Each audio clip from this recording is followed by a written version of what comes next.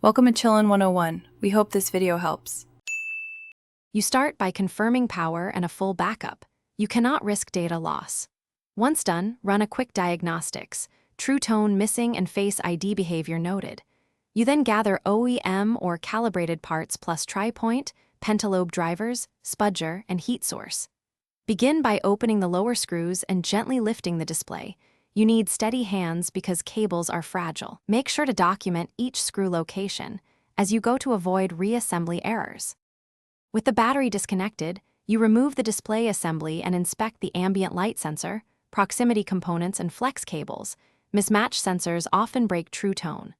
Once exposed, compare serials and LCI stickers. If the replacement lacks the calibrated sensor or flex, you must transfer the original sensor and bracket to the new screen. Carefully lift connectors with a spudger, avoiding bending pins.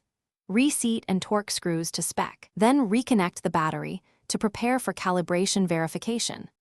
You now reassemble in reverse.